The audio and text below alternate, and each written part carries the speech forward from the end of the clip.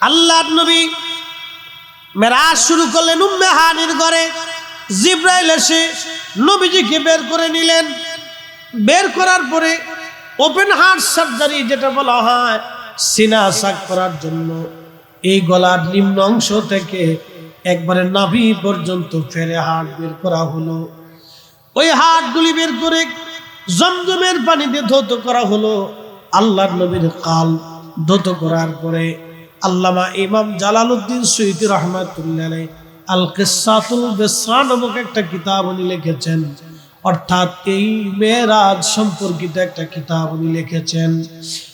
আজ থেকে 550 বছর আগে ইমাম আব্দুর রহমান জালালউদ্দিন সুয়ুতী লিখলেন। সহিহ হাদিস থেকে তিনি লিখতেছেন, আল্লাহর নবী বলতেছেন, আল্লাহ জান্নাত থেকে আমার জন্য খাজিনা ভরে আল্লাহ ইলম এনে আমার কলবের মধ্যে সমস্ত ইলম আল্লাহ ঢুকাই দিলেন।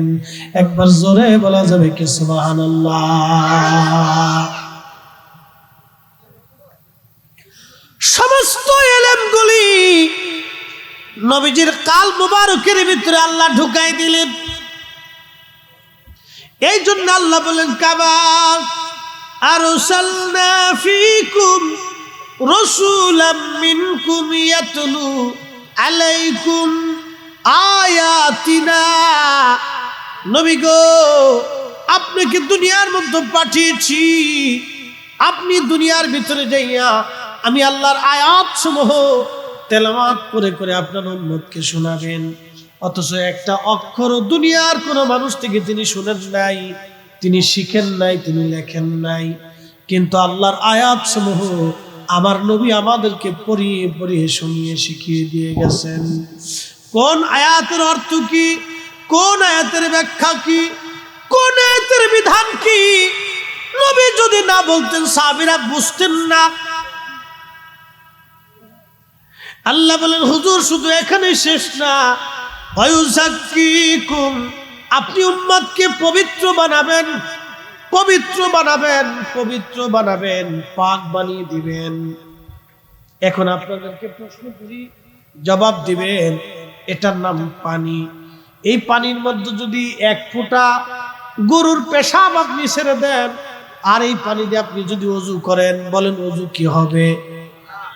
কারণ এই পানি নিজে না পাক হয়ে গেছে। পানি যেহেতু পাক নাই, তাহলে এই পানি দিয়ে আর পাক হওয়ারও কোনো সুযোগ নাই। আল্লাহ বলেন, ওয়ায়ুযাক্কিকুম, আপনি উম্মতকে পবিত্র বানাবেন। এর অর্থ হলো উম্মত নাপাক, কুফরিতে তারা নাপাক অবস্থায় রয়েছে। ইন্নামাল মুশরিকুনা নাজাসুন, কোরআন বলে নিশ্চয়ই মুশরিকরা নাপাক, অপবিত্র। আপনি কুফরি থেকে উম্মতকে পবিত্র বানাবেন। এখন আপনাদের কাছে প্রশ্ন, নবী যদি পাক না হয় তাহলে উম্মত কি পাক হবে? আল্লাহ রাব্বুল আলামিন কোরআনে বললেন, হুজুর উম্মতকে আপনি কিতাব শিক্ষা দিবেন, হিকমত শিক্ষা দিবেন। উম্মত যাহা জানে না আপনি নবী তাহা শিখাবেন। তাহলে আমার রাসূল কত বড় জানলেওয়ালা, জান্নাত থেকে খাজিনা ভরে নবীর কলবের ভিতরে মেরাজের রাত্রি আমার আল্লাহ রাব্বুল আলামিন এলেম ঢুকিয়ে দিলেন। এলেম এলেম এলেম আল্লাহ ঢুকাইলেন। আল্লাহ তার রাসূলের কালব মুবারকে এলেম ঢুকিয়ে দিলেন। এ ফটিকছড়ির মুসলমান খুবই মনোযোগ দিয়ে শুনিয়া যান। আল্লাহ রাসূল বললেন, এরপরে আল্লাহর জিবরাইল আমার কালব, আমার বক্ষে স্থাপন করি আমার বুক সেলাই করে দিলেন। ওই সেলাইয়ের দাগ আল্লাহর নবীর ইন্তেকাল পর্যন্ত ছিল। এটাকে সিনা সাক বলা হয়, ওপেন হার্ট সার্জারি বলা হয়। আমাদের ওপেন হার্ট সার্জারি হয়, আর আল্লাহর নবীর ওপেন হার্ট সার্জারি হয়েছিল। আমাদের ওপেন হার্ট সার্জারি করার পরে অনেকের জীবন শেষ হয়ে যায়, সে আর শক্তি খুঁজে পায় না, আগের মতো তার সেরকম কথা বলতে পারে না, দৌড়াইতে পারে না, কাজ করতে পারে না। কিন্তু আমার নবীর ওপেন হার্ট সার্জারি হলো, আমার নবী যুদ্ধ করলেন, কাজ করলেন, কোনো অসুবিধা হলো না। নবীর সিনা সাক ওপেন হার্ট সার্জারি, আমাদের ওপেন হার্ট সার্জারি একরকম না। বরাক ডাক দেখে জিবরাইল, আমি লাফাচ্ছি রাসূলের দরবারে বেয়াদবি করার জন্য না, নবীর কদম মোবারকে আমার একটা আরজি, আল্লাহর নবী কিয়ামতের ময়দানে আমাকে সারা যেন নবীজি হাসরের মাঠ না করে, কোটি কোটি বুরাকের ভিড়ে আল্লাহর নবী যেন আমাকে মাহরুম না করে, নবীর কদমে যেন জায়গা করে দেয়। আমি বুরাক সেই জন্য লাফাচ্ছি। একবার জোরে বলা যাবে কি আল্লাহু আকবার। শফিকিয়া দরবারের মুহিব্বিন বুরাকের পিঠে চড়ে নবী রওনা দিলেন। সুবহানাল্লাযী আসরা বিআবদিহি লাইলাম মিনাল মাসজিদিল হারাম ইলাল মাসজিদিল আকসা।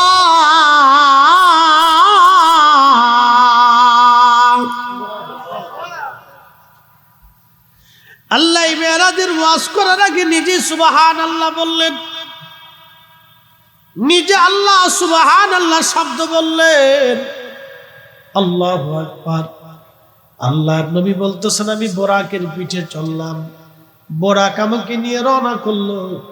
কিছু দূর যাওয়ার পরে দেখলাম লাল মাটি একটা ছোট্ট টিলার পাশে হযরত মুসা নবীর কবর।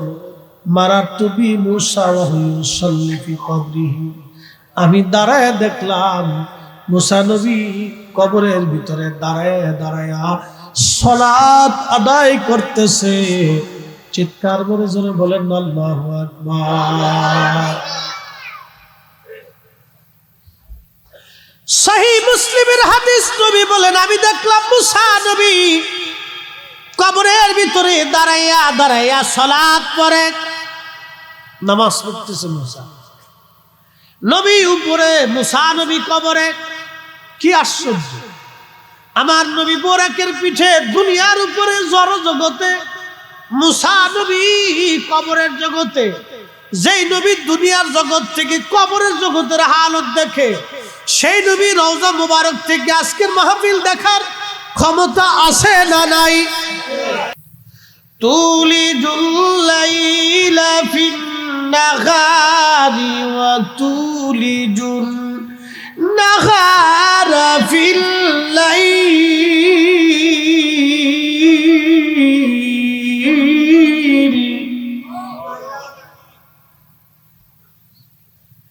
রাত থেকে দিন বের করি, দিন থেকে রাত বের করি আল্লাহর আইনে। এক সেকেন্ড আগেও হলো না, পরেও হলো না, কিন্তু রাত গেল, দিন গেল, সূর্য উঠলো, সূর্য নামলো, ওজুর পানি তখনও গড়ায়। এর অর্থটা কি? সূর্য উঠেও নাই, ডুবেও নাই, রাতও আসে নাই, দিনও আসে নাই। যেই রাত্রি মেরাজ, যেই সময়ের জন্য মেরাজ শুরু হয়ে গেল, তামাম সৃষ্টিকে আমার আল্লাহ স্টপ করে দিলেন। আল্লাহর নবী মুসা আলাইহিস সালামকে দেখে রওনা করে চলে গেলেন মসজিদে বাইতুল আকসায়, যেটা নিয়ে ফিলিস্তিন এখনো পর্যন্ত যুদ্ধরত আছে। এই বাইতুল আকসা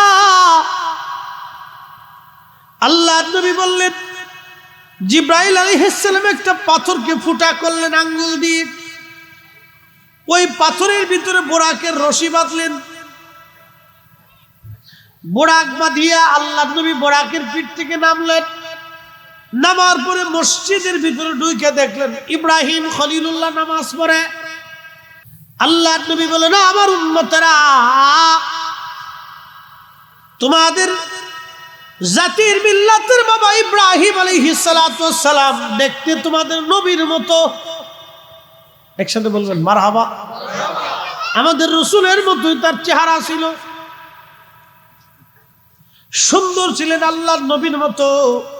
ইব্রাহিম আলাইহিস সালাম নবী বললেন, আমি দেখলাম পাশে এক কোনায় ঈসা রুহুল্লাহ নামাজ পড়ে। আপনারা বলেন তো, ঈসা নবী জিন্দা না মরা? হ্যাঁ হ্যাঁ, জোরে জোরে জোরে জোরে জোরে। কোনারে আল্লাহ সশরীর আসমানে নিয়ে গেছে। একসাথে কোন আল্লাহু আকবার।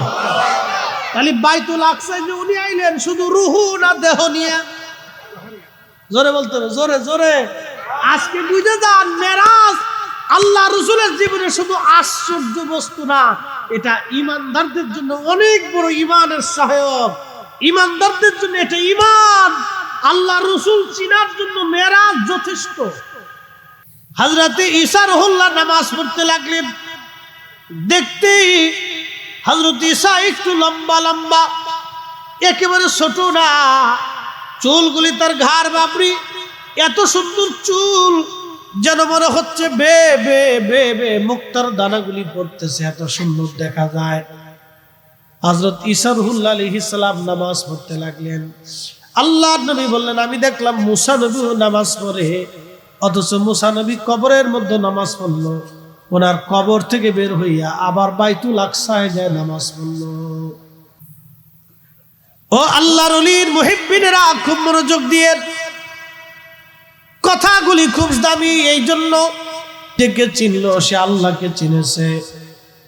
এই জন্য তরিকতের ভাষায় তুমি আগে তোমার নিজেকে উপলব্ধি করো, নিজেকে চিনো। যে নিজে চিনেছে সে আল্লাহ চিনেছে, রব চিনেছে, আল্লাহ চিনেছে। শফিকিয়া দরবারের মুহিব্বিনেরা খুব মনোযোগ দিয়ে, বাইতুল আকসাতে একজন না, দুইজন না, 1,24,000 নবী রাসূল উপস্থিত হয়ে গেলেন। একসাথে ধরে বলবেন কি আল্লাহু আকবার। 1,24,000 নবী রাসূল উপস্থিত বাইতুল আকসায়। 1,24,000 নবী রাসূল উপস্থিত হয়ে গেল। আল্লাহর নবীকে জিব্রাইল বলেন, ইয়া রাসূলুল্লাহ, একামত শুরু হয়ে গেছে, আজকে আর কের জন্য অপেক্ষা করবেন? আপনি মুসল্লায় যান, আপনি নামাজ পড়াবেন, আপনি নবীর পিছনে সব নবীর ইক্তেদা করবে। আপনি আজকে ইমামুল মুরসালিন। একবার জোরে বলা যাবে আল্লাহু আকবার। আপনি নবী ইমামুল মুরসালিন, ইমামুল মুরসালিন, ইমামুল মুরসালিন। যান, আপনি আজকে নামাজ পড়াবেন নবী গো। সব নবীরা আল্লাহর নবীর পিছনে দাঁড়ায় গেলেন। 1,24,000 নবী দাঁড়াইলেন। নামাজ শেষ হয়ে গেল। আচ্ছা, আপনাদেরকে প্রশ্ন করি, জবাব দিবেন। আমার নবীর নামাজ আনছে কি মেরাজের আগে না মেরাজের পরে? একজন নবীর সাথে যদি 10 সেকেন্ড করে মুসাফা করা হয় 1.25 লক্ষ নবীর সঙ্গে, তাহলে কি পরিমাণে হবে? আপনি 6 ভাগের 1 ভাগ দিয়ে দেন। আপনি তাহলে ধরেন 20,000 মিনিট।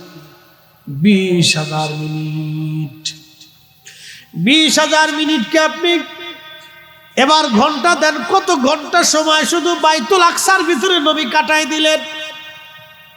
কারণ সব নবীর সাথে নবীজি মুআনাকা মুসাফা করলেন, কুশল বিনিময় করলেন, কথাবার্তা বললেন, দেখা সাক্ষাৎ করলেন। 10 সেকেন্ড সময় যদি হয়, তাও বাদ দিলাম, হাফ সেকেন্ড করে ধরেন। আপনি কি বলে হাফ মিনিট ধরেন, যদি আধা মিনিট আপনি ধরেন, তাহলে 1,24,000 নবীর পিছনে আল্লাহর নবী 60,000 মিনিট সময় দিলেন। 60,000 মিনিট যদি হয়, তাহলে এবার আপনি বলেন তো কত ঘন্টা শুধু বাইতুল আকসায় নবী কাটায় দিলেন? একসাথে বলবেন কি আল্লাহু আকবার। ওজুর পানি তখনও করা, বিছানা তখনও গরম। কি আশ্চর্য! নবীজির মেরাজ বিশ্বাস করতে সেই দিনের কাফেরদের কষ্ট হয়েছিল, কিন্তু আবু বকর সিদ্দিকের বিশ্বাস করতে কষ্ট হয় নাই। এক বাক্যে আবু বকর বললেন, সাদাকতু ইয়া রাসূলুল্লাহ, জীবনে কোনোদিন মিথ্যা বলেন নাই। আজ নবী আপনি মিথ্যা বলেন নাই, আপনার মেরাজ সত্য। আল্লাহ ডাক দিলেন, আবু বকর তুমিও সত্য, তুমিও সত্যবাদী। তোমার লকব আমি আল্লাহর নবী দিয়ে দিলাম সিদ্দিক, তুমিও সত্যবাদী। এই জন্য আবু বকর সিদ্দিক রাদিয়াল্লাহু আনহু খুব মনোযোগ দিয়ে সমস্ত নবীদের উপস্থিতিতে নবীজি নামাজ পড়াইলেন। মেরাজের রাত্রিবেলা নামাজ। এখন এই রাত্রিবেলা যে ওইখানে নামাজ পড়িয়েছিলেন, তার একটা বাস্তব ঘটনা আমি আপনাদেরকে শোনাই। বুখারী শরীফের মধ্যে এসেছে, আবু সুফিয়ান গেছে রোম দেশে ব্যবসা করার জন্য রোম। অপর আয়াতে আল্লাহ বলেন ওয়ালতাকুম মিনকুম উম্মাতুন ইয়াদউনা ইলাল খায়রি ওয়া ইয়া'মুরুনা বিল মা'রুফি ওয়া ইয়ানহাউনা আনিল মুনকার। আল্লাহ বলেন আমার বান্দাদের ভিতরে এক জমাত মানুষ থাকবে যারা মানুষদেরকে আল্লাহর দিকে ডাকতে থাকবে, আল্লাহর দিকে মানুষদেরকে ডাকতে থাকবে। তারা কারা? তারা আল্লাহর ওলিরা। এই জমিনে আল্লাহর ওলিরা এসেছিলেন, তারা মানুষদেরকে আল্লাহর দিকে ডেকে গেছেন, আল্লাহর পথ দেখিয়ে গেছেন আল্লাহর ওলিরা। আল্লাহ বলেন কিয়ামত পর্যন্ত আমার একদল বান্দা থাকবে, কিয়ামত পর্যন্ত তারা থাকবে, তারা মানুষদেরকে আল্লাহর দিকে ডাকবে। তারা কারা? তারা ওলিরা, তারা ওলিরা। ওলিদের মাধ্যমে এই জমিনে এই ক্রম বর্ধমান দ্বারা এই নসিহত গুলি চালু থাকবে। কেন আমরা আল্লাহর গোলামি করব? কেন আমরা আল্লাহর আইন গুলি মেনে চলবো? কেন আল্লাহ বলেন ইয়া আইয়ুহাল্লাযীনা আমানু আতিউল্লাহ।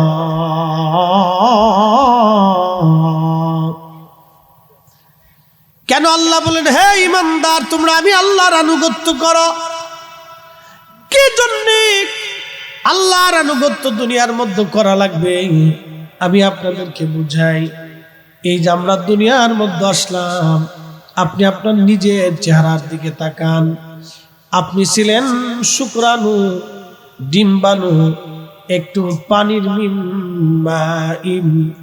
মাহিন, সজোরে নির্গত একটু পানি, যেটা বান্দার শরীর থেকে নির্যাস হয়ে বের হয়ে আসে। এই পানির ভিতরে শুক্রাণু, মৃত ছিলাম আমরা, কোন অস্তিত্ব পৃথিবীর মধ্যে আবার আপনার ছিল না। এই অস্তিত্বহীন আমরা ছিলাম, একেবারে কিছুই ছিল না আমার। আল্লাহ মায়ের রেহেমের মধ্যে এনে আমাকে তিলে তিলে আল্লাহ পাক অস্তিত্ব দিতে লাগলেন। 6 মাস সর্বনিম্ন সময়, সর্বোচ্চ 10 মাস 10 দিনে মায়ের পেটের মধ্যে আমার অস্তিত্ব আল্লাহ প্রকাশ করলেন। ছেলে হবে না মেয়ে হবে? আল্লাহ বললেন ইন্নাল্লাহা ইনদাহু ইলমুস সাআ, কিয়ামত কোন দিন হবে আল্লাহ ছাড়া কেউ জানে না। ওয়া ইউনাজ্জিলুল গায়স, বৃষ্টি কখন হবে আল্লাহ ছাড়া কেউ জানে না। ওয়া ইয়ালামু মা ফিল আরহাম, মায়ের রেহেমের মধ্যে ছেলে না মেয়ে আল্লাহ ছাড়া কেউ জানে না। একবার জোরে বলা যাবে কি সুবহানাল্লাহ? আল্লাহু আকবার। অস্তিত্বহীন ছিলাম, যিনি অস্তিত্ব দিলেন তিনি আমার রব, আমার মালিক, আমার আল্লাহ। আমি আপনি অস্তিত্বহীন, ছেলে না আমি, কেউ পৃথিবীর জানে না। যিনি জানতেন তিনি আল্লাহ, আল্লাহ, আল্লাহ, আমার আল্লাহ। এরপরে আল্লাহ বলেন ওয়ামা তাদরি নাফসুম মাযা তাকসিবু গাদা,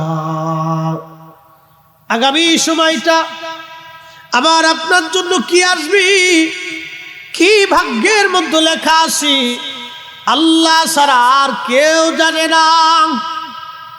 তাকদীরের মধ্যে কি লেখা আছে আল্লাহ ছাড়া কেউ জানে না, আল্লাহ ছাড়া কেউ বলতে পারে না।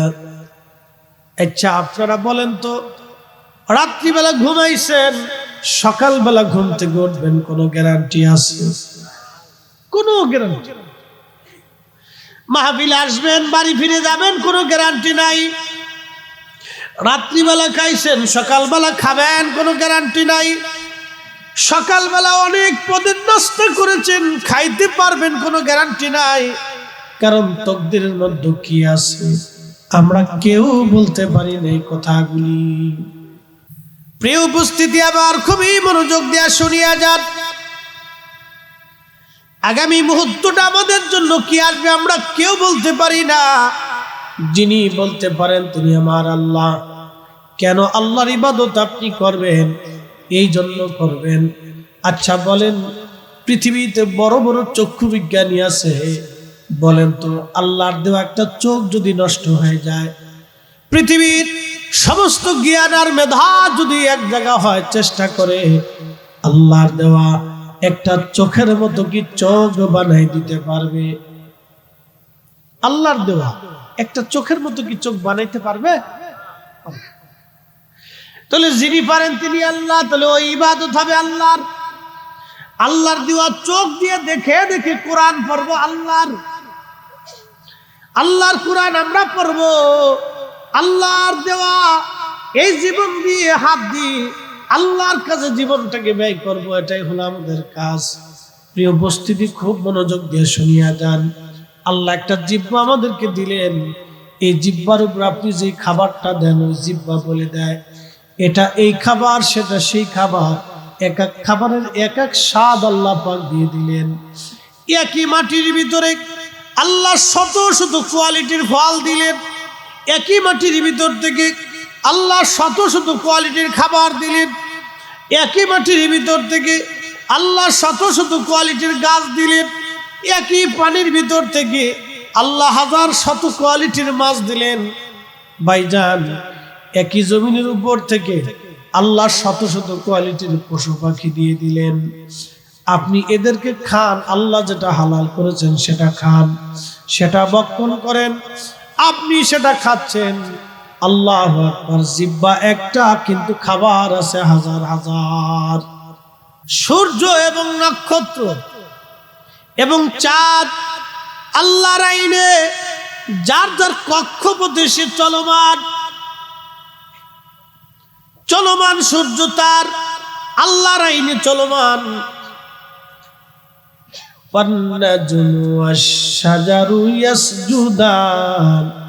আর নক্ষত্র এবং গাছ আমি আল্লাহকে সেজদা দেয়। অপর আয়াতে আল্লাহ বলেন, আলাম তারা, ও নবী আপনি কি দেখেন নাই, আন্নাল্লাহা ইয়াসজুদু লাহু মান ফিস সামাওয়াতি ওয়া মান ফিল আরদ। আসমান ও জমিনের ভিতরে, তার মানে প্রথম আসমান থেকে জমিন পর্যন্ত বিষয়টা এরকম না।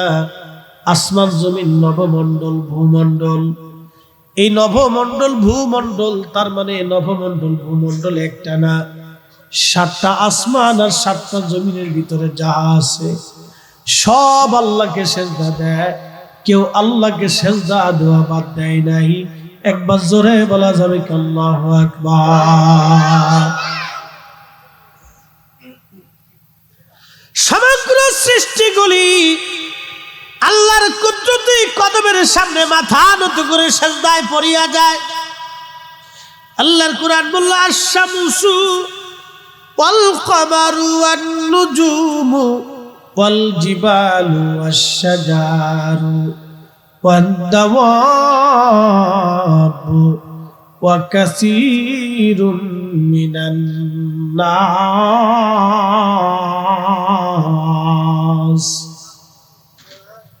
সূর্য আমি আল্লাহকে সেজদা দেয়, চাঁদ আমি আল্লাহকে সেজদা দেয়, নক্ষত্র আমি আল্লাহকে সেজদা দেয়, পাহাড় আমি আল্লাহকে সেজদা দেয়, গাছ আমি আল্লাহকে সেজদা দেয়, ওয়াদ-দাওয়াবু সৃষ্টির সকল প্রাণীগুলি আমি আল্লাহকে সেজদা দেয়, ওয়া কাসীরুম মিনান নাস এবং কিছু মানুষ আমি আল্লাহকে সেজদা দেয়।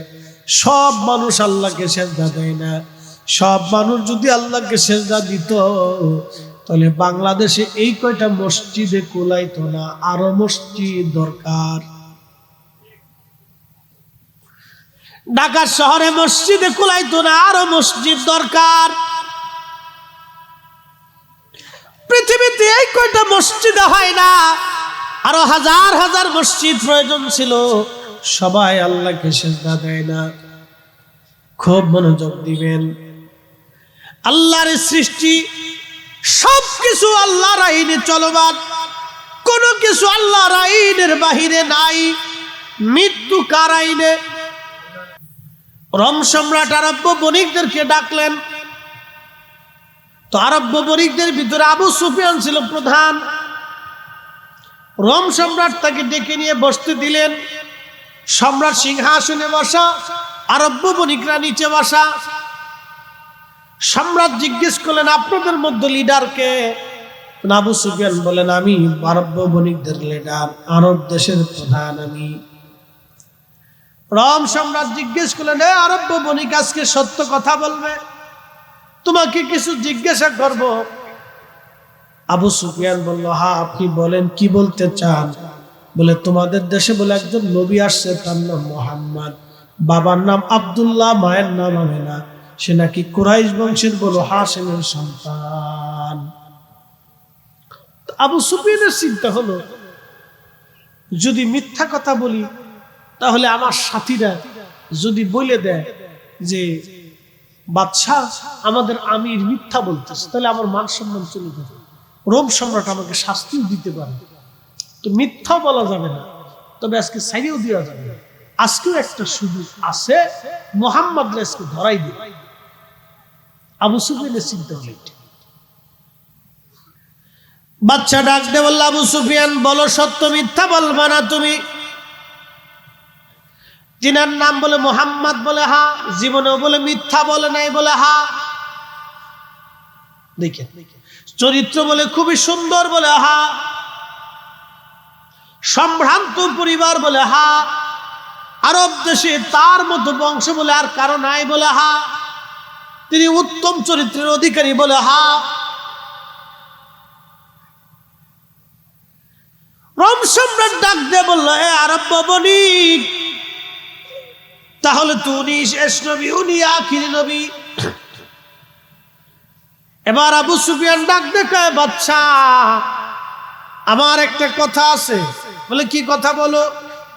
বলে, লোকটা আগে ভালো ছিল কিন্তু এখন পাগল হয়ে গেছে।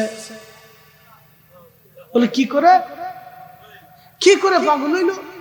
বলতেছে, বাচ্চা শোনে, সে নাকি বাইতুল্লাহ থেকে বোরাকের পিঠে চড়ে বাইতুল আকসা হয়ে সমস্ত নবীদের উপস্থিতিতে ইমামতি করে ওখান থেকে নারী প্রথম আসমান, দ্বিতীয় আসমান, তৃতীয়, চতুর্থ, পঞ্চম, ষষ্ঠ আসমান হয়ে আল্লাহর সাথে দেখা সাক্ষাৎ করে জান্নাত জাহান্নাম ঘুরিয়ে সে নাকি দুনিয়াতে আসছে। তখনও নাকি অজুর পানি গড়া, বিছানা নাকি তখনও গরম। তো লোকটাকে আগে ভালো মনে করতাম, এখন যে পাগল হয়েছে এটা তার বাস্তব প্রমাণ। আপনি সবার কাছে জিজ্ঞাসা করে থাকেন, সবাই বলল হ্যাঁ, লোকটা এই কথা বলতেছে। তো বাদশার কাছে এই কথাটা অত্যন্ত জটিল মনে হলো, যে এটা কি করে সম্ভব। পাশেই ছিল ওই বাইতুল আকসার যিনি ইমাম, পোপদের যিনি প্রধান, পাদ্রীদের প্রধানকে পোপ বলা হয়। পুরা রোম সাম্রাজ্যের যিনি পোপ, তিনি বলতেছেন, বাদশাহ আরব্য বণিক যদি এই কথা বলে থাকে, তাহলে আমিও বলতেছি উনি আখিরি নবী। আরো জোরে বলে, উনি নবী। তো বাদশাহ বলতেছে, কি করে বুঝলেন? বলতেছে, উনি যদি বলে থাকে যে উনি ওইখান থেকে বাইতুল্লাহ থেকে বোরাকে চড়ে ওই 27 রজব 26 রজব দিন যে রাত্রিবেলা যদি তার মেরাজ হয়ে থাকে, যদি সব নবীরা উপস্থিত হয়ে নামাজ পড়ে নামাজের ইমামতি করে উনি আসমানে চলে যায়, বলে আমি সাক্ষ্য দিচ্ছি উনি শেষ নবী। আরো জোরে বললেন না আল্লাহু আকবার। আবু সুফিয়ান চাইছিল নবীর ইজ্জত নষ্ট করে দিবে, কিন্তু নবীর ইজ্জত দেনেওয়ালা কে? আল্লাহ। এবার ডাক দিয়ে বলতেছে, পপ তুমি কি করে জানলা তিনি নবী? পপ ডাক দিয়ে বলে, বাচ্চা ওই দিন আমি নিজে বাইতুল আকসায় উপস্থিত ছিলাম। আরো জোরে, আরো জোরে, আরো জোরে। আমি ওই দিন বাইতুল আকসায় উপস্থিত। ওই দিনে রাত্রিবেলা, যে রাত্রে নবীর মেরাজ হবে, আমাদের অভ্যাস ছিল সারা রাত্রিবেলা মসজিদ থেকে বের হওয়ার জন্য সমস্ত দরজা জানালা বন্ধ করে দেই। আপনারা মসজিদের দরজা জানালা বন্ধ করেন না? তো ওই বাইতুল আকসার দরজা জানালা বন্ধ করার জন্য আমি সব জানালা দরজা বন্ধ করে দিলাম, কিন্তু মেন দরজা প্রধান ফটক। এই ফটকটাও আমি তালা মারবো বন্ধ করার জন্য। দরজাতে এসে দেখি দরজার উপরের যে কার্নিশ, পাথরের কার্নিশটা দেবে, দরজার সাথে লেগে গেছে। বহু চেষ্টা করলাম, মিস্ত্রি আনলাম, কিন্তু কোনোটি কিছুতেই কাজ হলো না। দরজা আর ওখান থেকে সরাইতেও পারলাম না, লাগাইতেও পারলাম না।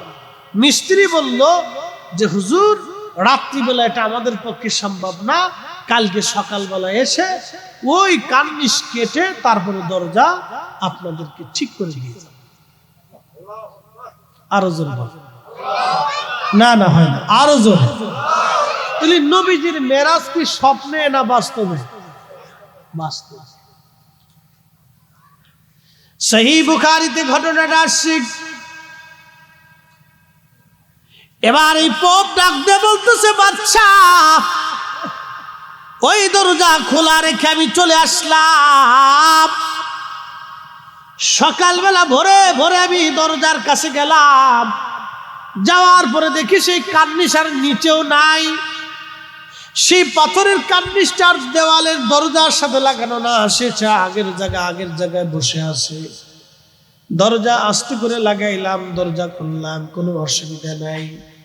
কিন্তু আমার কাছে আশ্চর্য লাগলো, আমিও পারলাম না, মিস্ত্রিও পারলো না, লোকেরাও পারলো না, কিন্তু দরজা সারা রাত খোলা থাকা লাগলো।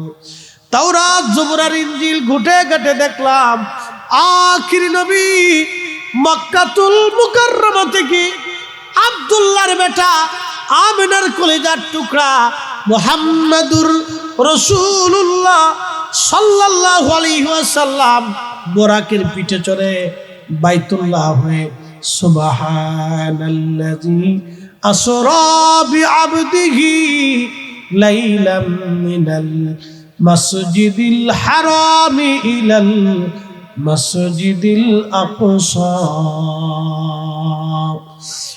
এই বাইতুল্লাহ থেকে বাইতুল আকসা এসে ১৬ লক্ষ নবী উনার পিছনে কাতার করে দাঁড়াইয়া নামাজ পড়বে।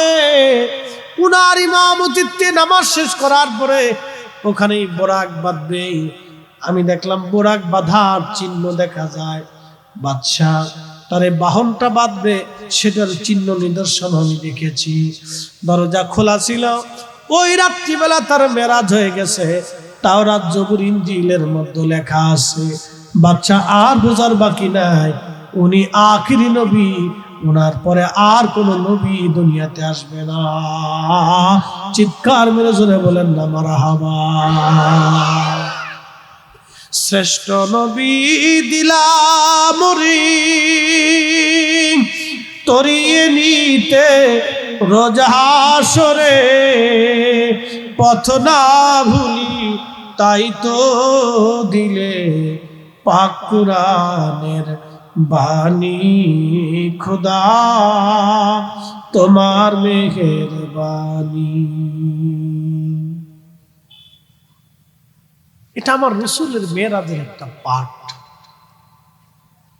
কি করে আপনাকে বুঝাবো রাসূলের শান, আপনি বুঝেন তো। সেই মসজিদ নিয়ে আজও পর্যন্ত ইহুদিদের সাথে লড়াই চলতেছে। এই মসজিদ কি ইহুদিদের না আমাদের?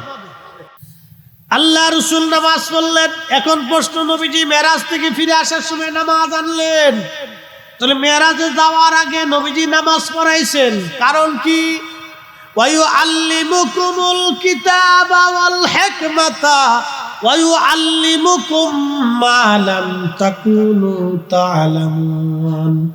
আপনি নবী উম্মতকে সেটা শিক্ষা দিবেন উম্মত যেটা জানে না। তার মানে আমার রাসূলের কালবের মধ্যে যে ইলম আল্লাহ ঢুকাই দিলেন, ওই ইলমের জোরে আমার নবীজি নামাজ পড়াইলেন। একবার জোরে বলা যাবে কি সুবহানাল্লাহ। মেরাজে যে নবীজি যাইয়া 2 রাকাত নামাজ পড়াবে, জিবরাইল কিন্তু নবীরে আগে ওই নামাজ কেমনে পড়াবে শিখাই নিয়ে যায় নাই, কোন হাদিসে লেখা নেই। সব নবীদের ইমামতিতে নবী নামাজ 2 রাকাত কেমনে পড়াবে, জিবরাইল কিন্তু নবীকে আগে নামাজ শিখাই নিয়ে যায় নাই। নবীজি আল্লাহ প্রদত্ত শিক্ষা মোতাবেক ওই 2 রাকাত নামাজ পড়িয়েছিলেন। নামাজ শেষ, ১৬ লক্ষ নবীর সাথে নবী মুসাফা শুরু করলেন, মুআনাকা করলেন। আচ্ছা, একজন মানুষের সাথে মুসাফা মুআনাকা আমি 10 সেকেন্ড করেই ধরলাম। অজুর পানি তখনও গড়ায়, বিছানা তখনও গরম। একসাথে বলবেন না আল্লাহু আকবার। নবীরটা চলমান, সৃষ্টি স্টপ। সূর্য সূর্যের জায়গায় দাঁড়ায় রয়েছে, চাঁদ চাঁদের জায়গায় দাঁড়ায় রয়েছেন, রাত রাতের জায়গায় দাঁড়িয়ে আছেন, দিন দিনের জায়গায় দাঁড়িয়ে আছেন, পৃথিবী পৃথিবীর জায়গায় দাঁড়িয়ে আছেন, সৃষ্টি সৃষ্টির জায়গায় দাঁড়ানো। শুধু রসুল এবং রসুল সংক্রান্ত মেরাজে যাহা আছে তাহা চলে না। মর্যাদা আল্লাহ কি পরিমাণে দিছে আপনি কল্পনা করলে মাথা নষ্ট হয়ে যাবে। কিন্তু বড় আফসোস, নজদিকে বুঝাইতে পারলাম না। এ নবীর শানকে নজদিকে বুঝানো গেল না, নজদি বুঝলো না। প্রিয় উপস্থিতি, খুব মনোযোগ দিয়ে শুনিয়া যান। কিন্তু বড় আফসোস, আমাদের দেশে একদল ব্যাখ্যা করে আল আনবিয়াউ আহইয়াউন ফি কুবুরিহিম ইউসাল্লুন, নবীরা আপন আপন কবরের ভিতরে জিন্দা, তারা কবরের ভিতরে সালাত আদায় করে। হাযা হাদিসুন সহিহুল ইসনাদ, এই হাদিসটা বিশুদ্ধ, কিন্তু তাদের ব্যাখ্যা হলো নবীরা কবরে নামাজ পড়ে বটে, কিন্তু কবর থেকে তারা বের হইতে পারে না। কি বুঝলেন? এদেশে এরকম পাগলও আছে। তাদের কথা হলো নবীরা কবরে নামাজ পড়ে কিন্তু কবর থেকে বের হইতে পারে না। এখন আমাদের যুক্তি দেখেন, মুসা আলাইহিস সালাম কবরের ভিতরে নামাজ পড়লেন, নামাজ পড়া শেষ করার পরে তিনি আবার বাইতুল আকসায় গিয়ে নামাজে দাঁড়ায় গেলেন। একসাথে বলা যাবে আল্লাহু আকবার। তাহলে ঈসা মুসা আলাইহিস সালাম কি কবর থেকে বের হইছে না কবরের ভিতরেই আছে? কবর থেকে বের হয়ে বাইতুল আকসায় চলে গেলেন। তার মানে বোঝা গেল নবীরা শুধু কবরের ভিতরেই থাকেন না, কবর থেকে বেরো হন। কি কথা কন না, ঠিক কিনা? এখন এই বিদ্যা, এই সিচুয়েশন, এই অবস্থা আমি আপনাকে বুঝাইতে পারবো বলে কি করে সম্ভব? তা আপনি বলেন জিন আছে না নাই? কথা কন না, জিন আসেনি? জিনে মানুষে ধরে না? আপনি নিজেই তো জিন দেখেন না, নিজেই জিন দেখলেন না। দুনিয়ার আল্লাহর একটা সৃষ্টি জিন, এটাই আপনি দেখলেন না। আরো বুঝেন, আপনার শ্বাস প্রশ্বাস চলেনি। আপনার আমার সামনে আজকে যিনি বক্তব্য দিচ্ছেন আপনাদের সামনে, তিনি ফরিদি সাহেব। তো আসল ফরিদি যদি দেহ থেকে আল্লাহ নিয়ে চলে যায়, তো ফরিদি সাহেবের আর কিছু আছে? চোখে আলো থাকবে, জবানে ভাষা থাকবে, হাত পা লড়াইতে পারবে, এই বডিটা নিথর পড়ে থাকবে, কিন্তু আসল ফরিদি চলে গেছে। জীবনে কোনোদিন আসল ফরিদিরে দেখলাম না, আব্দুল করিম আসলটারে দেখা হইল না। কত বছর এখানে তিনি বসবাস করলেন, দেখলামও না তার রং কি, চেহারা কি, আকার কি, আকৃতি কি, তারে কি দিয়ে বানানো হলো, আজও পর্যন্ত সাক্ষাৎ হলো না, কথাও হলো না, দেখা হইল না। নাস্তিকরা বলে যারা দেখলাম না তারে বিশ্বাস করবো কেমনে? তো নাস্তিকরা জিজ্ঞেস করবেন, বেটা তুমি তোমার নিজের আগে দেখছো কিনা এই দেখো, আল্লাহ পরে দেখো। আমি আমার নিজের আসল ফরিদ হিসাবে তো আজও পর্যন্ত দেখলাম না উনি কোন জায়গা আছে, কি হালতে আছে, ওনার রং কি, চেহারা কি, আকার কি, প্রকৃতি কি, আজও পর্যন্ত ওনার সাথে দেখা সাক্ষাৎ হইল না। কিন্তু উনি হর হামেশা কথাবার্তা বলেই যাচ্ছে, দুনিয়া চালিয়ে যাচ্ছে। প্রিয় মুসলমান আমার, ঈসা আলাইহিস সালাম এই আজ থেকে হাজার হাজার বছর আগে ঈসা আলাইহিস সালামকে আল্লাহ সশরীরে নিয়ে গেলেন, প্রায় 2000 বছর আগে। কত হাজার বছর আগে? 2000 বছর আগে ঈসা আলাইহিস সালামকে আল্লাহ সশরীরে আসমানে নিয়ে গেলেন। চতুর্থ আসমানে এখন ঈসা আলাইহিস সালাম জীবিত আছেন। সশরীরে যেই দেহ নিয়ে গেছেন সেই দেহ সহি আছে। তাহলে মেরাজের রাত্রে ঈসা আলাইহিস সালাম দেহ মনে রেখে আসছিলেন, তাহলে ওনার দেহ সহ ঈসা আলাইহিস সালামকে আবার বাইতুল আকসাতে আল্লাহ ফেরত পাঠাইলেন। একসাথে বলা যাবে আল্লাহু আকবার। তাহলে সৃষ্টি কি চলমান না স্টপ? সৃষ্টি স্টপ, নবীরটা চলমান। একসাথে বলবেন না আল্লাহু আকবার। যদি সৃষ্টি চলমান থাকে তাহলে অজুর পানি গড়ায় না, অজুর পানি শেষ। যদি সৃষ্টি চলমান থেকে তাহলে বিছানা তখন গরম থাকার কথা না, বিছানাও শেষ। প্রিয় মুসলমান, খুব মনোযোগ দিয়ে প্রিয় উপস্থিতি, সমগ্র সৃষ্টিগুলি আল্লাহর আইনে চলমান ধাবমান, কিন্তু একজন ব্যক্তির জন্য আল্লাহ সব আইনকে পরিবর্তন করে দিলেন। তিনি আমার আপনার নবী রাহমাতুল লিল আলামিন। এই পবিত্র রজব মাসে নবীজির মেরাজ হয়। আল্লাহর নবী মেরাজ করলেন, মেরাজ থেকে ফিরে আসলেন, তখন অজুর পানি গড়াইতে লাগলো। একসাথে বলবেন সুবহানাল্লাহ। এই অজুর পানি গড়াইতেছে, এটার একটা ব্যাখ্যা দিই, খুব চমৎকার। অজুর পানি গড়াচ্ছে, নবীজি অজু করছেন মক্কায়। কোথায়? হাতিমে কাবা, উম্মে হানির ঘর। এটা হাতিমে কাবার সাথেই ছিল, বেশি দূরে। হাতিমে কাবার সাথেই উম্মে হানির ঘর ছিল, একবারে সাথে সাথে। উম্মে হানির ঘর, এই ঘর থেকে বের করে পাশেই নবীজির সিনা সাক করা হয়েছে, ওখানেই রাসূল করিম ওযু করছে। আচ্ছা, আপনারা বলেন, মক্কার মাটি বাংলাদেশের মাটির মতো? পানি পড়ার সাথে সাথে এটা চুপসে যায়। নবীজি ওযু করছেন, পানিটা হয়তো 2-1 সেকেন্ড গড়াইছে, 3 second, 4 second, 5 second, 10 second, 20 second পানিটা গড়াইছে। এই 20 সেকেন্ডের ভিতরে মেরাজ কি করে ঘুরে আসলেন? আর যারা বলতেছে রাসূল কারীমের স্বপ্নে মেরাজ হয়েছে, তার মানে যারা বলতেছে রাসূলের মেরাজ স্বপ্নে হয়েছে, এরাও ভুলের মধ্যে আছে। 20 সেকেন্ডে কারো স্বপ্ন শেষ হয় না। দেখেন, আপনাদেরকে আজকে শোনাচ্ছি, একজন ব্যক্তির জন্য আল্লাহ পৃথিবীর সমস্ত গতি সব আল্লাহ রুদ্ধ করে স্টপ করে দিল। কারণ কি দেখেন, 20 সেকেন্ড সর্বোচ্চ ধরলাম। মক্কার মাটি এটা অত্যন্ত পানি শোষণ করে নেওয়া মাটি। আল্লাহ রাসূল ওযু করলেন, ওযুর পানিটুকু হয়তো 20 সেকেন্ড গড়িয়েছে, 10 সেকেন্ড গড়িয়েছে। আমি 30 সেকেন্ডই ধরলাম। 30 সেকেন্ডে মক্কার মাটির ভিতরে পানি গড়ানোর কথা না, বিশেষ করে ওযুর পানি। এই ওযুর পানিটা আল্লাহ রাসূলের ওযুর পানি সর্বোচ্চ 30 সেকেন্ড গড়াইলো। যারা বলতেছে নবীজির মেরাজ স্বপ্ন হয়েছে, কারা বলে? আমাদের দেশে একদল আছে বুকে হাত দিতে নামাজ পড়ে, এরা বলে রাসূলের মেরাজ স্বপ্নে হয়েছে, সশরীরে বাস্তব বিশ্বাস করা যায় না। এগুলি সব আমাদের বানানো গল্প, কিচ্ছা কাহিনী। একসাথে বলা যাবে নাউজুবিল্লাহ। যারা রাসূলের মেরাজকে স্বপ্নে মনে করে, তারা মূলত এখনো ঈমানদার হতে পারে নাই। প্রিয় উপস্থিতি, তাহলে এখন যুক্তি দেই, স্বপ্ন যদি মেরাজ হয় মাইনে নিলাম না, তারপরেও সামান্য সময়ের জন্য ধরে নিলাম, কারণ এটা মানা যাবে না। ধরলাম তাদের যুক্তিতে, কিন্তু স্বপ্ন তো 20 সেকেন্ডে স্বপ্ন শেষ হয়।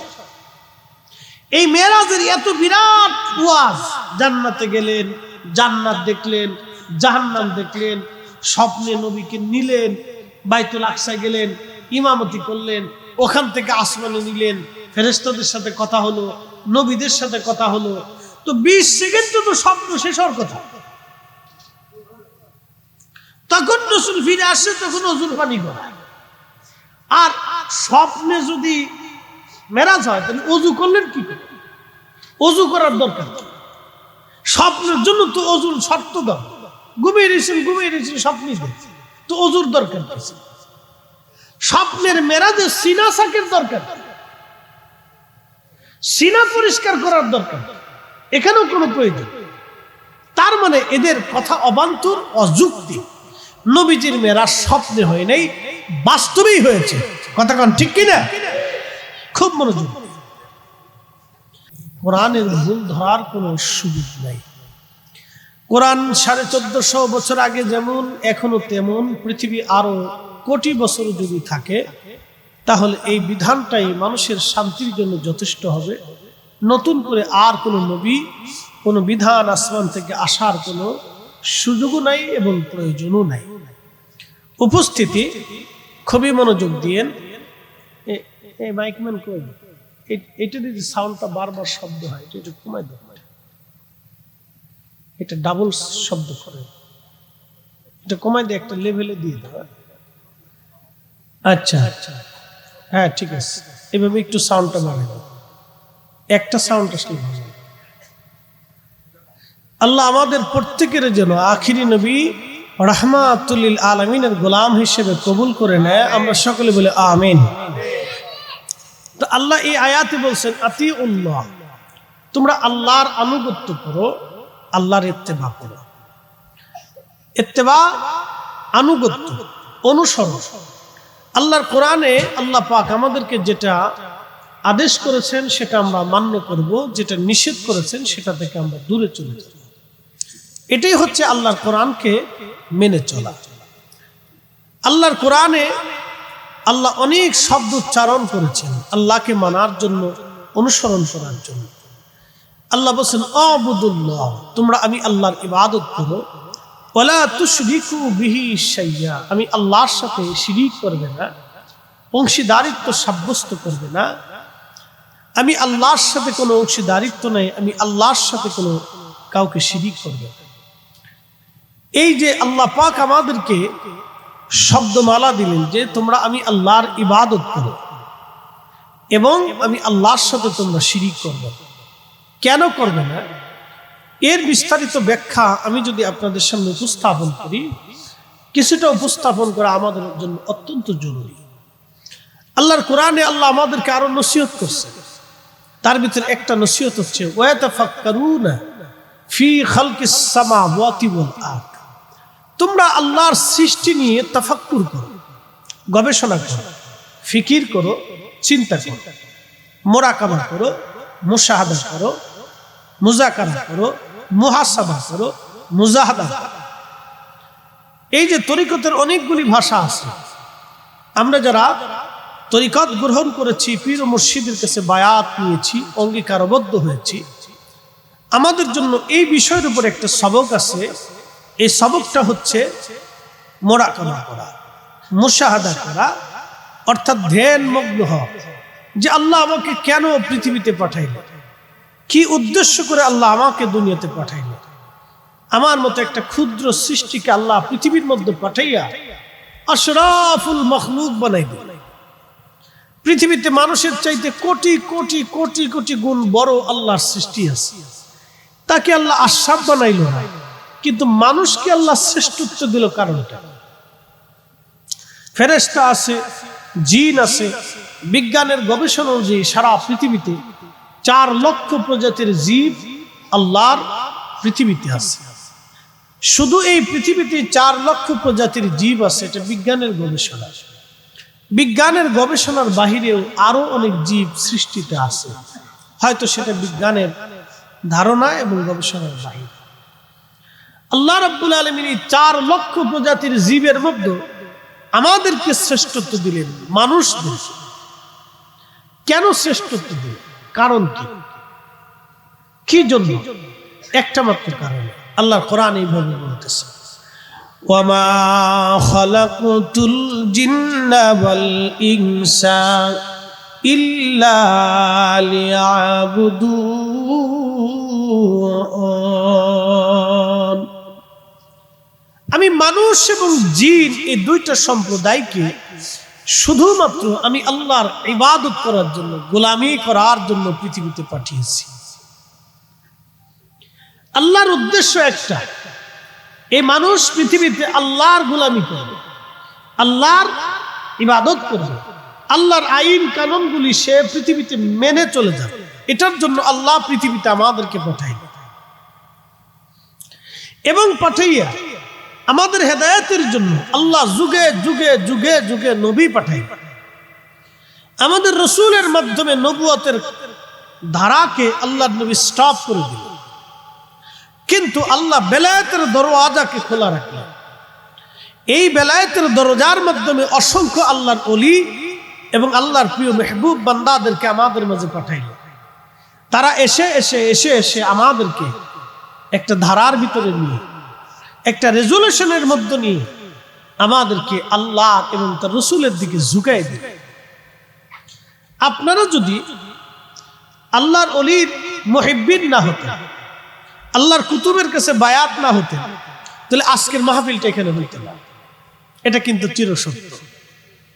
ভিন্ন কিছু হইতে পারত, কিন্তু শুধুমাত্র শফিকিয়া দরবার শরীফের মুহিব্বিন হওয়ার কারণে হুজুর কেবলার মায়ায় পড়ে আপনারা একটা সংঘবদ্ধ হয়ে একটা ইন্তজাম আপনারা সাজিয়েছেন। যদি হুজুর কেবলার বায়াত না হতেন, বায়াত না হয়ে যার যার মতো সন্ন্যসারা হয়ে ঘুরতেন, তাহলে এখানে কিন্তু আজকের এই সম্মেলন হতো না। তার মানে আপনারাই মাহফিলটা দিচ্ছেন হুজুর কেবলার বায়াত গ্রহণ করার জন্য। একটা সিলসিলার ভিতরে আপনি অঙ্গীকারবদ্ধ হওয়ার কারণে আপনাকে আল্লাহ একটা রাস্তা খুলে দিচ্ছে যে তুমি কোন রাস্তায় চলবা। সেই রাস্তায় চলার জন্য আপনারা একটা সুন্দর পরিবেশ তৈরি করে উলামায়ে কেরামকে দাওয়াত করছেন তাদের মূল্যবান তকরির কথা শোনার জন্য। যদি আল্লাহর ওলির কাছে বায়াত না নিতেন তাহলে আজকের মাহফিল হয়তো এখানে নাও হতে পারত। প্রিয় উপস্থিতি, এই যে করম বর্ধমান আল্লাহর ওলিদের আগমনের মাধ্যমে যুগে যুগে যুগে যুগে আরো অনেক ওলিরা ঘুমিয়ে গেছে। তাদের সময় এরকম নসিহা হতো। হয়তো এই ধরনের আধুনিক প্রযুক্তি ছিল না। বাড়ির আঙ্গিনায়, মসজিদের উঠানে, এলাকার ভিতরে, কোনো মাদ্রাসাতে এইভাবে এই আশিকিন, সালিকিন, মুহিব্বিন এইভাবে নিয়ে তারা বসে দেয়া মুরিদদেরকে নসিহত করত। প্রিয় ভাইরা আমার, এটা হলো বেলায়েতের ধারা। নবীর ধারা আর পৃথিবীতে আসবে না। আমার রসুলের মাধ্যমে নবুয়তের দরজা বন্ধ, কিন্তু অলিদের দরওয়াজা খোলা। কিয়ামত পর্যন্ত পৃথিবীতে অলিরা আসবে আর মানুষদেরকে আল্লাহর দিকে ডাকতে থাকবে। একসাথে বলা যাবে না আল্লাহু আকবার? তার বাস্তব বিধানটা আল্লাহর কোরআনে এইভাবে আসছে। আল্লাহ বলছেন,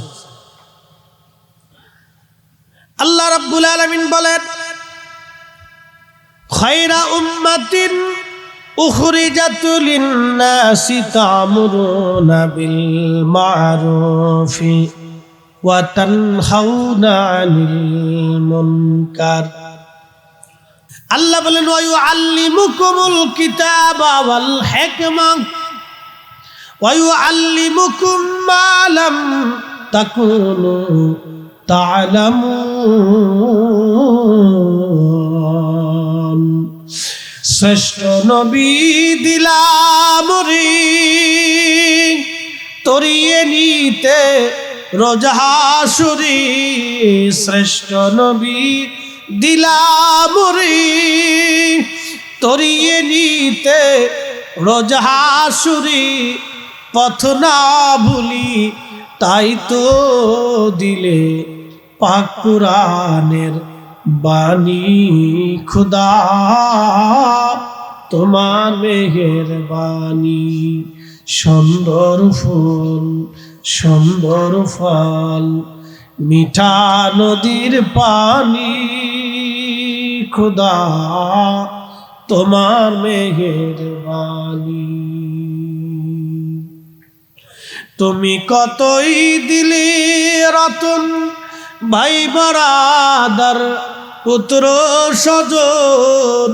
তুমি কতই দিলি রতন ভাই বারাদার পুত্র স্বজন। ক্ষুধা পিলি অন্ন জুগাও মানি চাই না মানি। খুদা তোমার মেহেরবানি। শফিকিয়া দরবারের মুহিব্বিন, কি এক আশ্চর্য রাসূল করিমের জীবন। আপনি যত শুনবেন তত আপনার কাছে আশ্চর্য মনে হবে যে এটা কি করে সম্ভব। আল্লাহ নবী বললেন, আচ্ছা দেখেন, অজুর পানি তখনও গড়ায়, যেই বিছানা ছিল সেই বিছানা তখনও গরম। অজুর পানি তখনও গড়ায়, মেরাজ থেকে ফিরে আসার পরে অজুর পানি তখনও গড়ায়, তখনও বিছানা গড়ায়।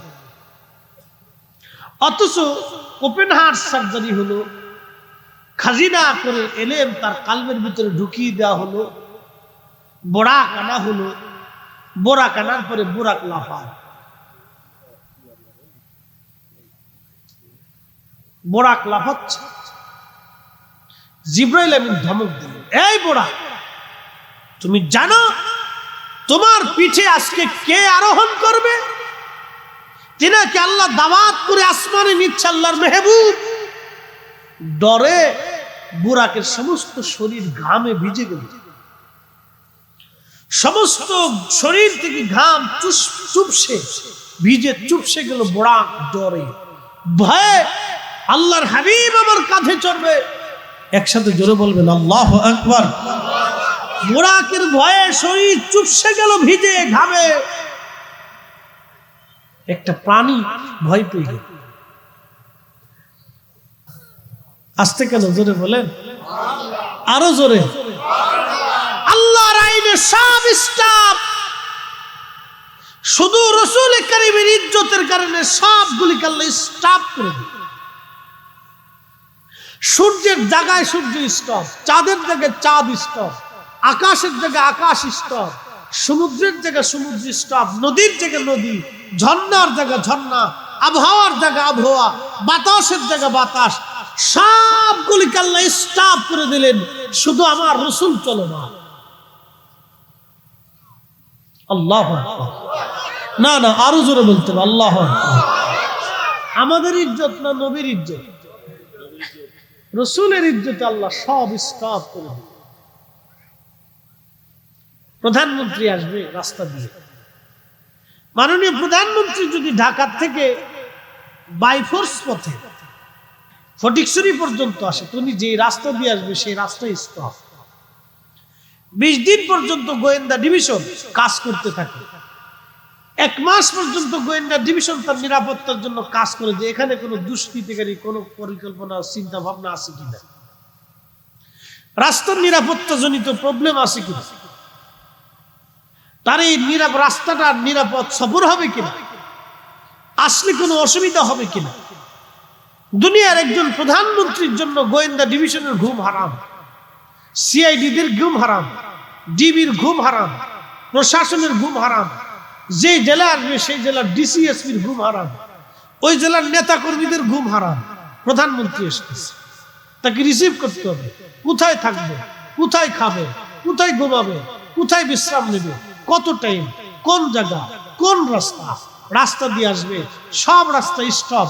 শুধু প্রধানমন্ত্রীর গাড়ি চলো না, সব গাড়ি স্টপ, প্রধানমন্ত্রীর গাড়ি চলো না।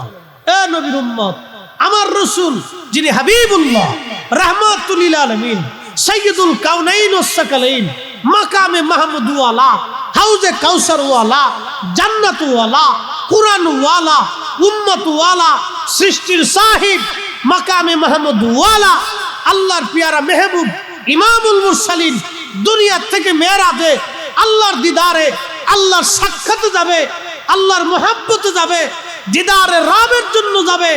সমগ্র সৃষ্টিগুলি স্টপ করে দিলেন, সব স্টপ, শুধু রাসূল চলমান। একসাথে জোরে বলা যাবে আল্লাহু আকবার। তিনি আমাদের নবী, তার ইজ্জতের জন্য নতুন করে দলিলের প্রয়োজন নাই। নবী নিজেই ইজ্জতওয়ালা, নবী নিজেই ইজ্জতের জন্য দলিল। কথা বলেন ঠিক না ভাই? কারে বুঝাবো? আমার দেশের অনেক ভাইকে বুঝাইতেই পারি। প্রিয় মুসলমান, খুব মনোযোগ দিয়ে